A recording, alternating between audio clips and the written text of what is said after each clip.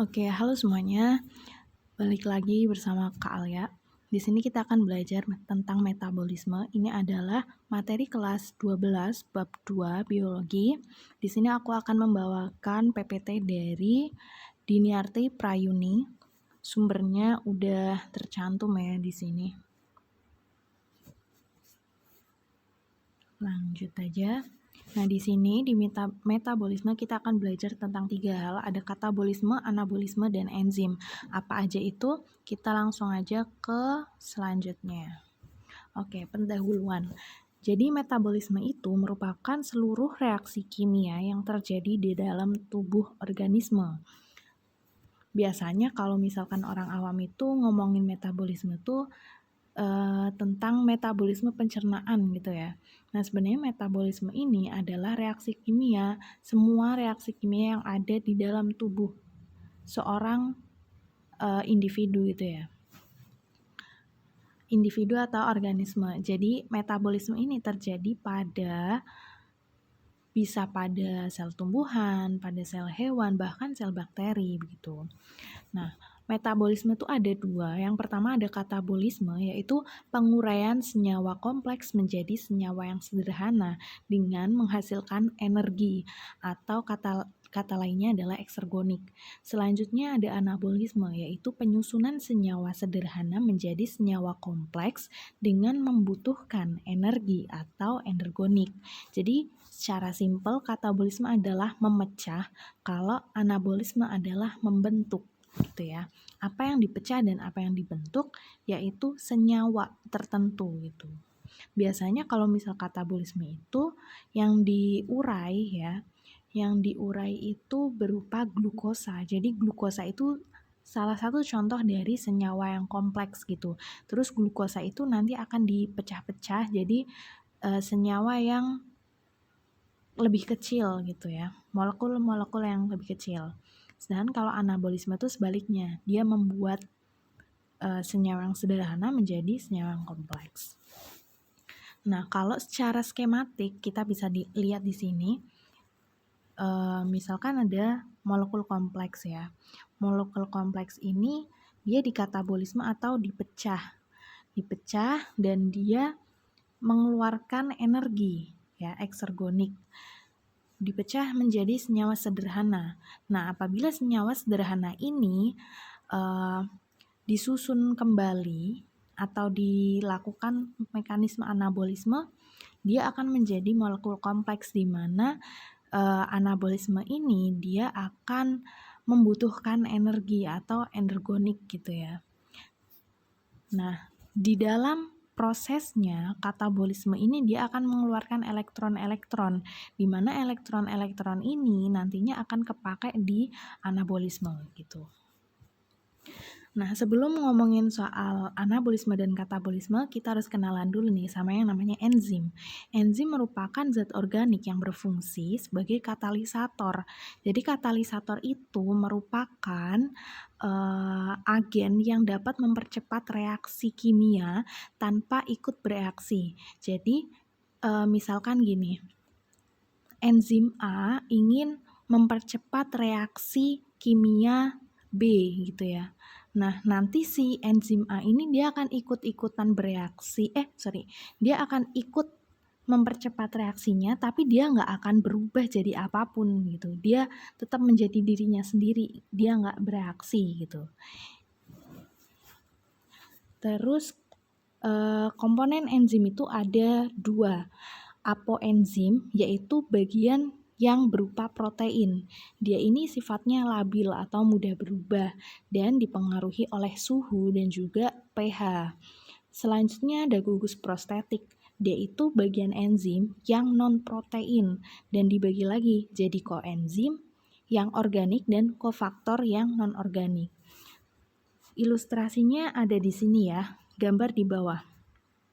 Jadi ada substrat, ini gambar ini ya.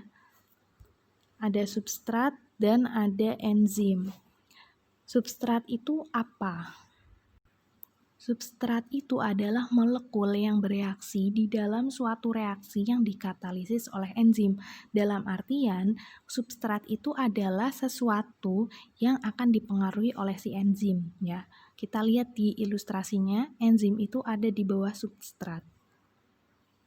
Nice to know, jadi enzim itu ada yang intraseluler dan ada yang ekstraseluler. Maksudnya apa, Kak? Kalau enzim intraseluler berarti dia itu bekerjanya di dalam sel. Contoh dari enzim intraseluler ini adalah katalase. Katalase, biasanya enzim itu belakangnya ase-ase gitu. Nah, katalase ini dia fungsinya adalah memecah senyawa yang berbahaya, kayak hidrogen peroksida, H2O2. Nantinya H2O2 ini adalah senyawa yang bersifat toksik atau beracun untuk sel hati, sehingga oleh si enzim katalase ini H2O2 akan dipecah menjadi air dan juga oksigen. Nah, selanjutnya ada enzim ekstraseluler. Enzim ekstraseluler itu berarti kerjanya ada di luar sel. Biasanya dia itu berupa enzim-enzim pencernaan kayak amilase gitu. Nah, amilase itu kan kita tahu dia memecah amilum menjadi maltosa. Amilase ini dihasilkan oleh kelenjar saliva ya, atau kelenjar ludah yang ada di mulut untuk memecah makanan. Oke, lanjut. Jadi ciri-ciri enzim itu, enzim adalah merupakan protein. Meskipun tadi ya, komponen enzim ada yang non-protein. Tapi overall, si enzim ini kita katakan sebagai senyawa protein. Bekerja secara spesifik, jadi enzim tuh jenisnya ada banyak dan setiap jenis tuh memiliki fungsi-fungsi tertentu. Kayak tadi katalase dia berfungsi untuk menghancurkan sesuatu ya. Dapat digunakan berulang kali. Jadi enzim ini bisa digunakan berkali-kali. Diperlukan dalam jumlah yang sedikit karena sesuatu yang terlalu banyak pasti nggak bagus kan ya. Apalagi enzim ini kan fungsinya untuk mempercepat reaksi kimia. Nah, kalau misalkan reaksi kimianya menjadi terlalu cepat, maka pasti fungsi-fungsi dari komponen reaksi kimia itu tidak akan optimal gitu ya. Selanjutnya dapat bekerja bolak-balik. Maksudnya adalah enzim itu tidak dipengaruhi oleh arah reaksi. Kalau kita tahu reaksi kimia tuh kan ada reaksi reversibel sama irreversibel gitu ya. Nah, si enzim ini nggak terpengaruh sama arah reaksi itu, sehingga si enzim bisa bekerja bolak-balik. Contohnya nih, enzim itu bisa menguraikan sesuatu atau menguraikan suatu senyawa menjadi senyawa yang lain. Tapi enzim juga dapat menyusun sesuatu atau menyusun senyawa menjadi senyawa yang lain gitu. Jadi dia bisa menguraikan dan juga bisa menyusun kembali gitu. Selanjutnya, enzim itu dipengaruhi oleh lingkungan. Lingkungannya itu bisa berupa suhu, pH, dan aktivator. Itu untuk yang pemicunya ya. Nah, kalau penghambatnya itu ada inhibitor. Dan juga di luar itu ada konsentrasi enzim dan substratnya. Jadi dalam melakukan kerja atau fungsinya, enzim ini dipengaruhi faktor-faktor ini gitu. Nah, penamaan enzim diberi nama sesuai substrat dan ditambah akhiran ase di belakangnya. Contohnya amilum, amilase berarti enzim yang berfungsi untuk memecah amilum. Protease memecah protein, selulase memecah selulosa. Cara kerja enzim itu ada dua teori yang menyebutkan. Yang pertama ada teori gembok dan kunci atau lock and key theory. Di sini teorinya menjelaskan bahwa sisi aktif enzim memiliki bentuk tertentu yang spesifik dengan substratnya. Nah, kita lihat di sini komponen enzim itu warna merah sama substrat itu biru.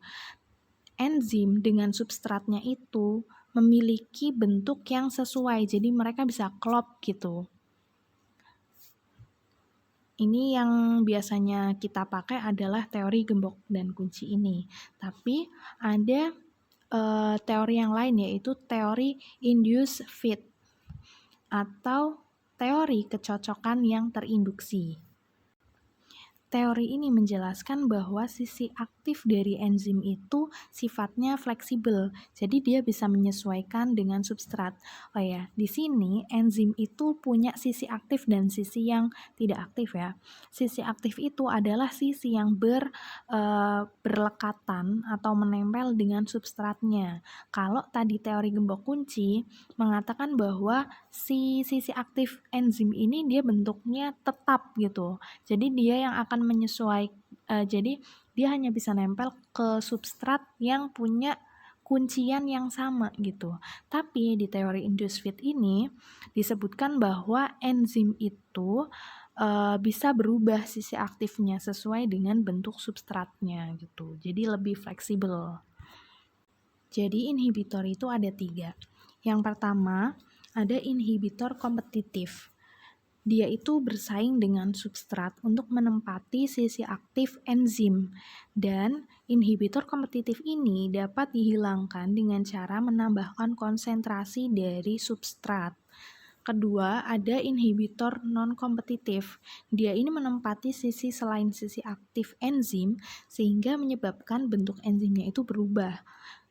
Inhibitor ini tidak dapat diubah atau dihilangkan dengan cara penambahan substrat. Jadi kalau yang tadi bisa dihilangkan dengan cara penambahan substrat, kalau ini tidak bisa, gitu ya. Ketiga adalah inhibitor irreversible. Dia itu kerjanya merusak komposisi dan bentuk enzim sehingga enzim tidak aktif dan tidak dapat dihilangkan. Maksudnya yang tidak dapat dihilangkan tuh inhibitornya ya. Oke, nah ini ilustrasinya. Untuk inhibitor kompetitif, kita lihat inhibitornya tuh yang warnanya abu-abu, substratnya tuh yang warnanya hijau sama kuning. Harusnya si hijau sama kuning itu kan nempel di sisi aktif enzim tuh, enzimnya warna biru ya. Jadi kan si substrat ini dua-duanya tuh bentuknya sama kan, kayak sisi aktifnya enzim. Tapi inhibitor ini juga memiliki sisi yang sama dengan sisi aktif enzim, dan inhibitor ini duluan nempel ke sisi aktif enzim sehingga si substrat itu nggak punya tempat untuk menempel gitu. Jadi dia menghalangi kerja enzim.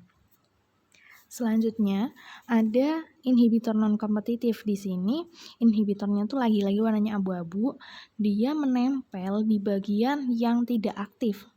Di sini gambarnya dia nempel di bagian belakang gitu ya. Nah, ketika dia nempel, dia akan merubah sisi aktif si enzim itu sehingga dia tidak bisa menempel dengan substratnya gitu ya. Ini sesuai dengan teori lock and key. Nah, kita udah belajar tentang enzim, sekarang kita bisa belajar katabolisme. Katabolisme tadi dia itu memecah senyawa kompleks menjadi senyawa yang sederhana. Katabolisme ini ada 2 jenisnya. Yang pertama respirasi aerob, dia melibatkan oksigen. Reaksinya berupa glukosa dengan oksidasi, dia akan menjadi karbon dioksida, air, dan juga energi. Yang kedua ada respirasi anaerob. Dia ini tidak melibatkan oksigen. Reaksinya berupa pemecahan glukosa menjadi asam laktat dan energi, atau glukosa menjadi etanol, karbon dioksida, dan energi. Pada intinya, katabolisme ini adalah reaksi atau mekanisme yang berfungsi untuk menghasilkan energi dari pemecahan glukosa, gitu ya. Yang pertama, respirasi aerob. Respirasi aerob ini dibagi menjadi 4 tahap. Yang pertama glikolisis, kedua dekarboksilasi oksidatif, yang ketiga siklus Krebs, dan yang terakhir transport elektron.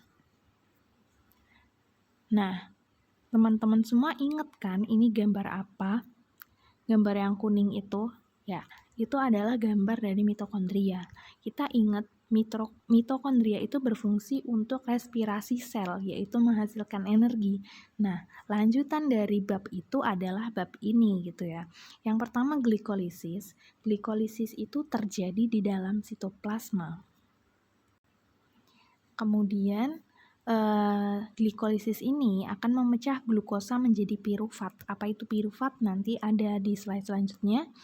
Nanti dia akan menghasilkan elektron dan akan dibawa melalui, ini salah ya, NADH harusnya. Dia akan dibawa melalui NADH dan dia akan diteruskan ke siklus Krebs. Tapi sebenarnya sebelum siklus Krebs itu ada yang namanya ada yang namanya dekarboksilasi oksidatif gitu ya. Terus habis itu ditaruh ke siklus Krebs. Nah, siklus Krebs ini terjadi di mitokondria di bagian membran luarnya gitu ya. Dekarboksilasi oksidatif juga dia udah masuk ke ke mitokondria gitu. Terus dari siklus Krebs elektron ini dia akan berjalan ke transport elektron, di mana dia ada reaksinya itu terjadi di bagian membran dalam mitokondria. Kita ingat struktur mitokondria itu ada dua, membran dalam dan membran luar. Gitu. Nah, untuk detailnya, yang pertama ada proses glikolisis. Glikolisis itu pemecahan glukosa. Di paling atas kita lihat itu ada molekul glukosa. Molekul glukosa itu akan dipecah. Nah, pemecahan ini membutuhkan energi.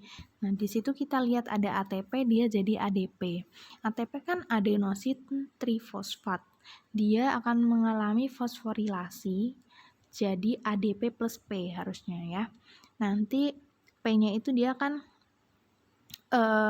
nyambur ke molekul bawahnya. Glukosa 6 fosfat gitu, dia akan menyusun itu. Glukosa 6 fosfat masih dipecah lagi jadi fruktosa 16 bifosfat. Terus dia akan pecah lagi jadi 2 PGAL atau fosfoglyceraldehid. Nanti dia akan diubah menjadi 1,3-difosfoglycerat, di mana pengubahan ini akan membutuhkan NAD+ menjadi NADH gitu. Nanti 1,3-difosfoglycerat itu akan diubah jadi 2-fosfoglycerat dengan cara penambahan fosfat dari ATP. Nah, di sini yang terjadi adalah ADP akan ditambah dengan P yang ada yang berasal dari reaksi sebelumnya. Itu kan di atasnya NAD+, terus bawahnya ada P kan. Nah, P-nya itu nanti masuk ke situ. Terus dari 3 fosfoglycerat dia akan berubah jadi 2 fosfoglycerat. Ini kebetulan skemanya kurang ya.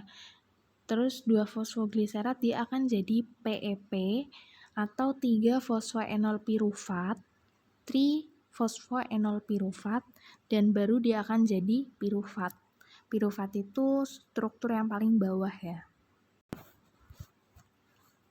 Selanjutnya ada dekarboksilasi oksidatif, yaitu pengubahan asam pirufat menjadi asetil koenzim A. Asam pirufat ini lanjutannya tadi ya, yang glikolisis kan terakhiran dia akan menghasilkan asam pirufat. Nah, asam pirufatnya itu nanti akan memasuki mitokondria dan mengalami dekarboksilasi oksidatif. Di sini asam pirufat itu akan melepaskan gugus karboksil dalam bentuk karbon dioksida atau CO2. Asam pirufat juga akan memberikan hidrogen dan elektron ke NAD+. Sehingga NAD+ itu akan membentuk NADH.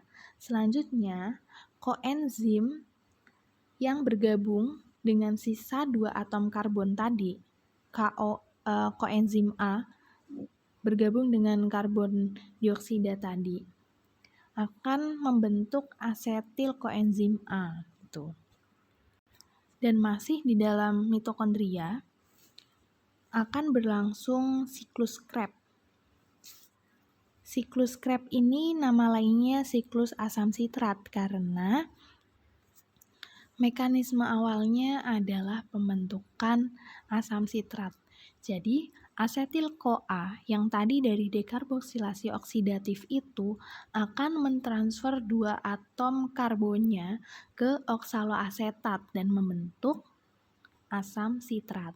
Koenzim A yang dilepaskan dari asetil-CoA itu akan melakukan penambahan dan pelepasan H2O dan mengubah sitrat menjadi asam isositrat. Selanjutnya, asam isositrat itu melepaskan gugus karboksil dalam bentuk karbon dioksida dan terbentuk asam alfa ketoglutarat. Hidrogen dan elektron ditransfer kepada NAD akan membentuk NADH. Selanjutnya, asam alfa ketoglutarat melepaskan gugus karboksil dalam bentuk CO2 dan NADH pun terbentuk. Asam alfa ketoglutarat akan berikatan dengan molekul koenzim A dan membentuk suksinil-CoA. Kemudian koenzim A dilepaskan dan digantikan oleh fosfat yang berasal dari GTP ya. GTP ini sama kayak ATP, dia itu energi gitu. Fosfat terikat pada ADP dan membentuk ATP. Suksinil-CoA berubah menjadi asam suksinat. Selanjutnya, elektron dan hidrogen dari asam suksinat ditransfer ke FAD membentuk FADH2. Asam suksinat ini akan berubah menjadi asam fumarat, di mana asam fumarat akan menggunakan H2O dan membentuk asam malat. Jadi asam fumarat itu menggunakan H2O untuk membentuk asam malat ya. Asam malat mentransfer hidrogen dan elektron ke NAD+ dan membentuk NADH. Asam malat ini berubah menjadi asam oksaloasetat yang akan digunakan dalam siklus Krebs selanjutnya gitu. Kenapa dinamakan siklus Krebs? Karena yang menemukan adalah Hans Krebs gitu ya.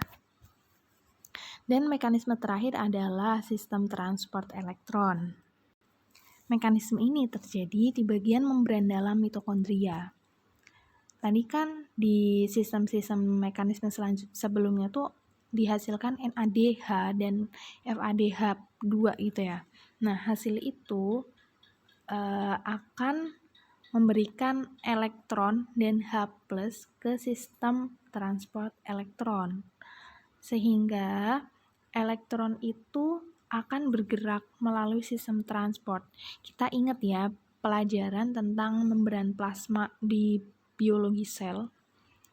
Ada transport elektron, ada sistem transport sel ya. Nah, kalau di transport elektron ini mekanismenya berupa ion H+ akan dipompa keluar dari membran dalam mitokondria. Ya. Membran luar mitokondria itu kalau digambar itu yang bagian atas itu bagian luarnya, luar sel. Kalau bagian dalam mitokondria itu yang bawahnya ya. Nah, si H ini akan dipompa keluar dari membran dalam mitokondria.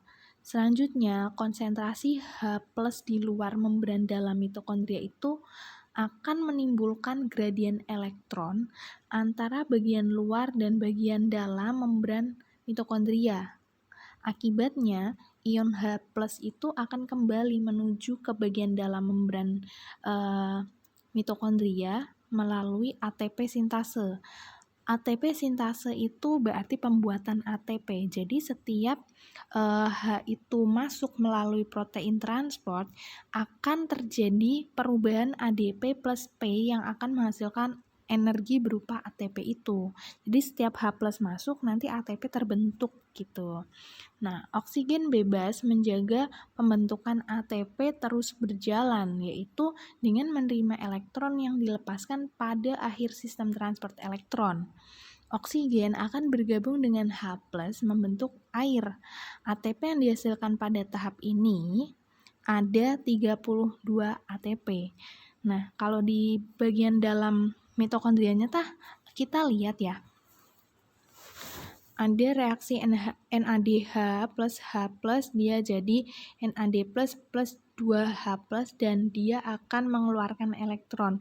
Nah, elektron-elektron ini, kalau di sini tulisannya emin gitu ya, itu elektron. Elektron itu akan ditangkap oleh oksigen.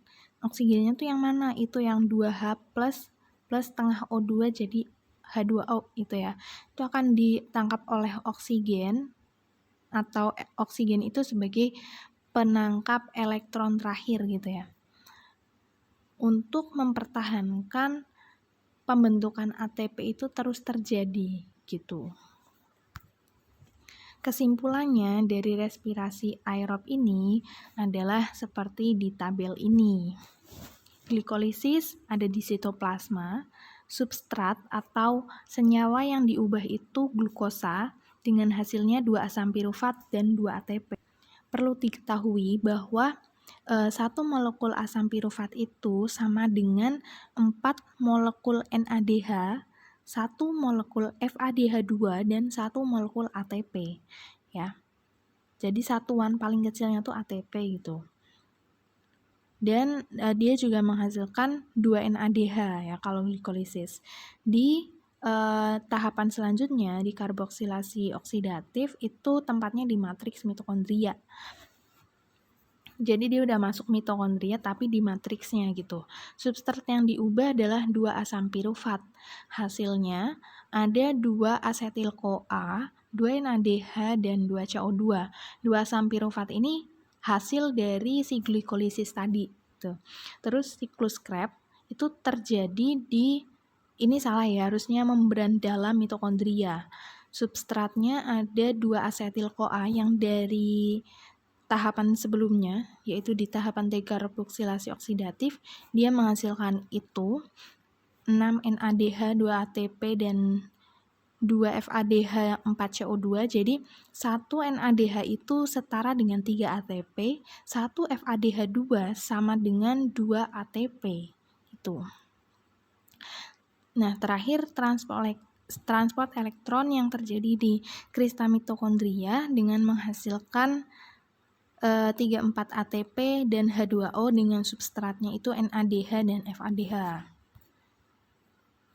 Selanjutnya ada respirasi anaerob atau fermentasi. Jadi dia tidak memerlukan adanya oksigen. Ada 2 jenis fermentasi. Yang pertama fermentasi asam laktat dan yang kedua fermentasi alkohol. Substratnya sama-sama dari glukosa, tapi hasilnya kalau yang asam laktat itu hasilnya of course asam laktat dan ATP. Kalau yang alkohol itu hasilnya 2 etanol, 2 ATP, dan 2 CO2. Etanol itu nama lain dari alkohol ya. Tempatnya itu ada di sel hewan, bakteri, maupun bakteri yeast laktat ya. Kesimpulannya adalah perbedaannya ini. Membutuhkan oksigen buat respirasi aerob, kalau anaerob tidak butuh.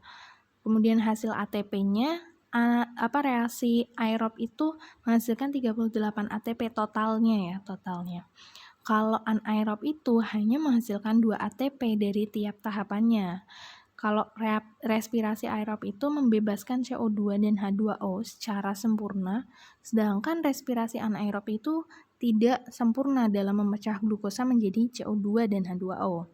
Terus respirasi aerob juga akan hidrogennya itu akan membebaskan, hidrogen yang dibebaskan itu akan bergabung dengan oksigen dan membentuk H2O. Sedangkan respirasi anaerob itu hidrogennya akan bergabung dengan produk antara dan membentuk asam laktat dan etanol. Produk antara itu berupa asam pirufat atau asetaldehid. Tadi kita belajar katabolisme, sekarang kita belajar anabolisme. Anabolisme itu contohnya fotosintesis. di mana fotosintesis itu nanti ada reaksi terang dan reaksi gelap. Pertama kita akan belajar reaksi terang.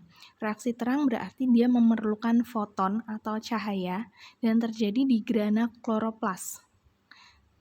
Reaksi ini dibagi menjadi dua, ada reaksi siklik dan reaksi non-siklik.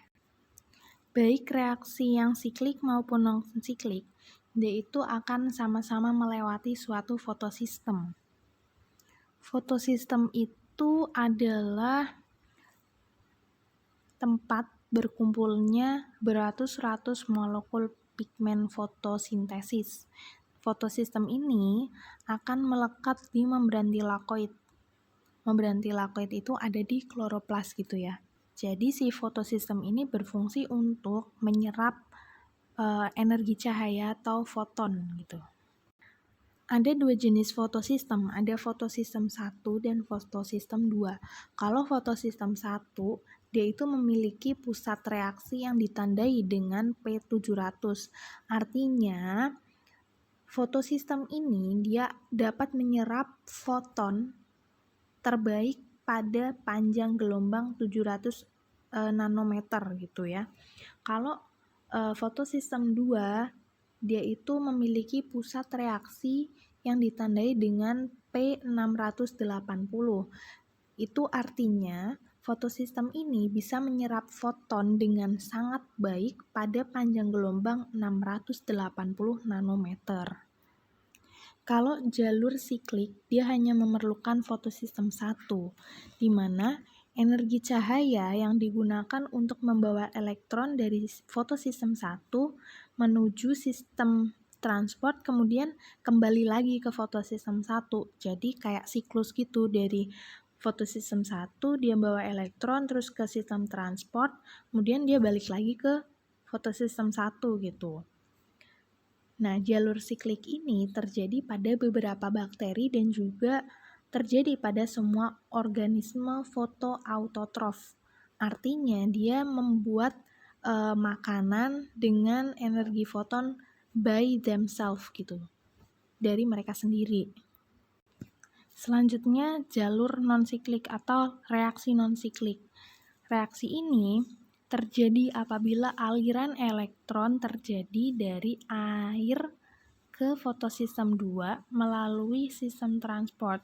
Kemudian mereka akan menuju ke fotosistem 1. Kemudian, melalui suatu sistem transport, elektron akan diberikan ke NADP+ gitu. Proses ini terjadi ketika fotosistem 2 yang ditandai dengan P680 sebagai pusat reaksi penyerapan foton itu cukup energi untuk melepaskan elektron gitu. Jadi si foton itu akan terserap sama si fotosistem, dimana ketika fotonnya itu cukup maka fotosistem itu akan mengeluarkan atau melepaskan elektron gitu ya.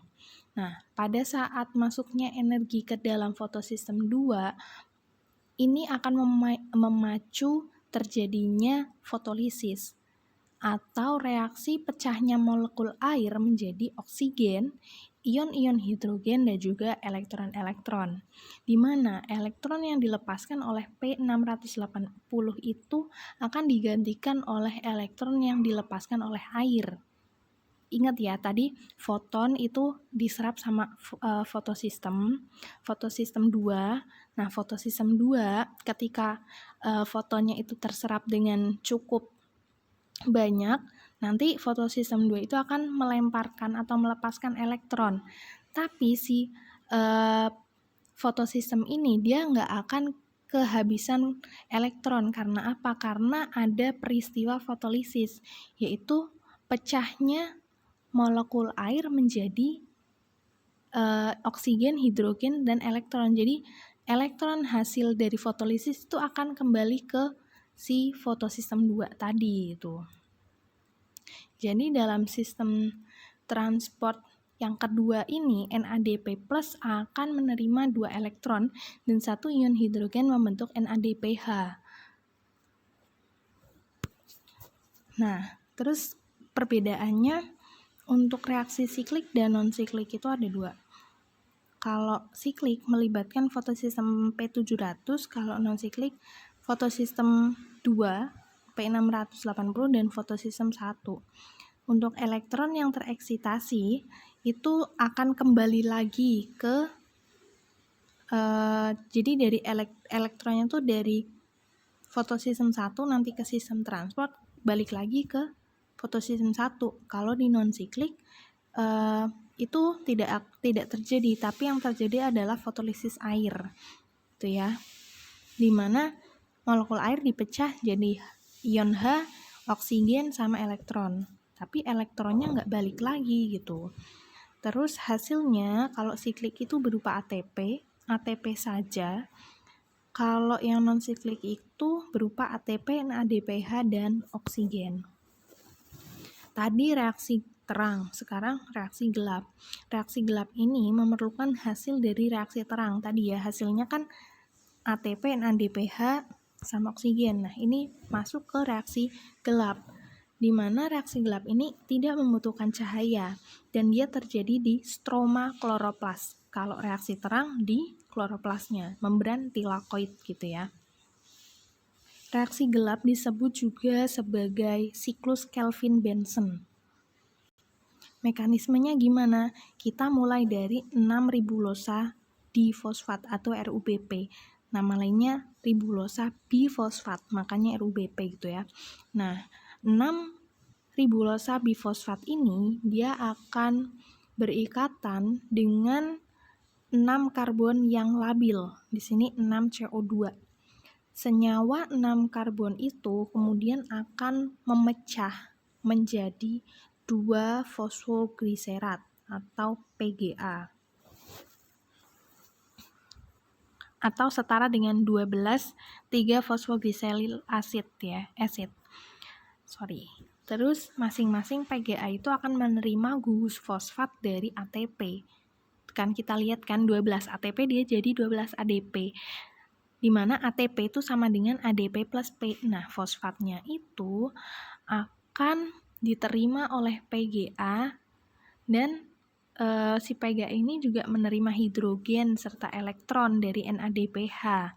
NADPH itu tadi ya, hasil dari reaksi terang. Kemudian reaksi ini akan menghasilkan PGAL atau fosfoglyceraldehyde. Tuh. Nah, untuk setiap 6 molekul karbon dioksida yang diikat oleh RUBP, maka hasilnya adalah 12 PGAL. Dari 12 PGAL itu, 10 molekulnya itu akan kembali ke tahap awal jadi RUBP. Kita lihat 10 PGAL dia akan jadi 6 ribulosa fosfat. Dan melalui fosforilasi dia akan jadi RUBP ribulosa difosfat atau bifosfat tadi. Sedangkan 2 PGAL lainnya dia akan berkondensasi menjadi glukosa 6-fosfat. Glukosa 6-fosfat ini dia itu merupakan prekursor atau bahan baku untuk produk-produk seperti sukrosa, amilosa gitu, glukosa dan fruktosa dan lain-lain gitu. Tadi udah bahas tentang fotosintesis, sekarang kita bahas kemosintesis. Dia sama-sama dia sama-sama mekanisme anabolisme, artinya dia membentuk energi gitu. Tapi di sini jadi kemosintesis ini merupakan proses penyusunan zat organik atau glukosa dari zat anorganik dengan bantuan energi pemecahannya berupa senyawa kimia.